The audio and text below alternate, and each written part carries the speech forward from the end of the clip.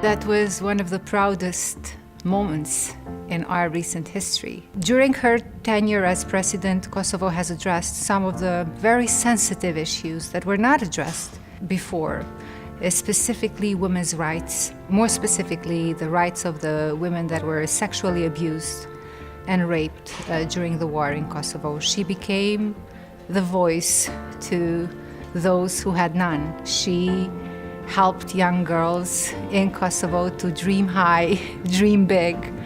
Sky is the limit if you work hard, if you're committed, and if you put your heart in it.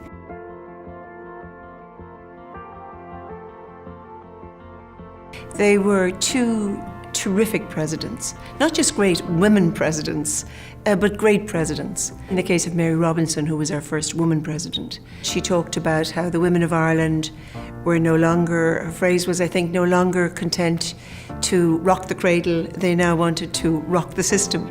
Mary McAleese very much followed in that mode as well, both of them very, very consciously affirming the role of women and the agenda of women's empowerment.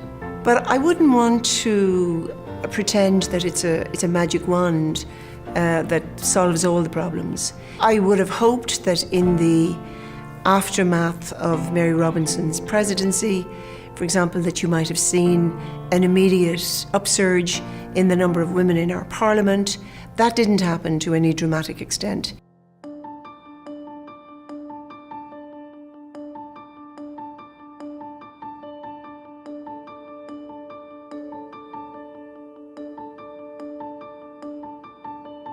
Rwanda is known for, we have 64% of women in parliament, and obviously this didn't just come overnight, it was intentional to empower women.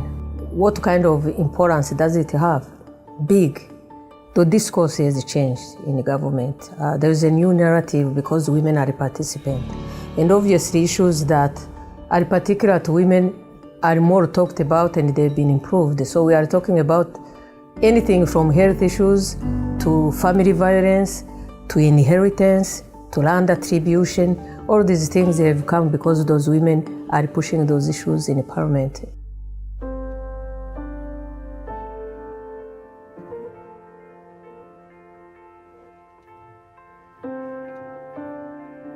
We have a constitutional quota for women's participation in the parliament. 30%, at least 30% of members of the parliament have to be women. That's mandatory. I remember in the first elections in the parliament, very few women made it without the quota.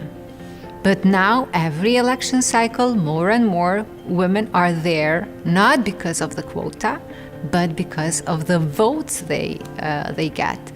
Because quota gives women a platform to be represented, and it gives an opportunity for the voters and the citizens to see who these women are. The quota system that was put there so the women can come on a level playing field, eventually women surpassed that. So initially they were 30% in parliament, then eventually 48% when they were elected a few years later, then 52, and then 64. And as they perform, people look at them and say, we are going to select them because they are performing, not because they are women. So we start with the intention, and we got to that point where women now are predominant in government.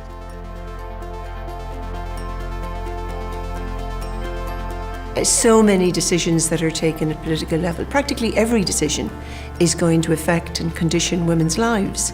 You need to be there at the table, you need to have a voice at the table, and you need critical mass. It's not enough to have 20%, 30% is regarded as critical mass, but obviously the objective is to have 50%. But these decisions affect our lives in the most fundamental way.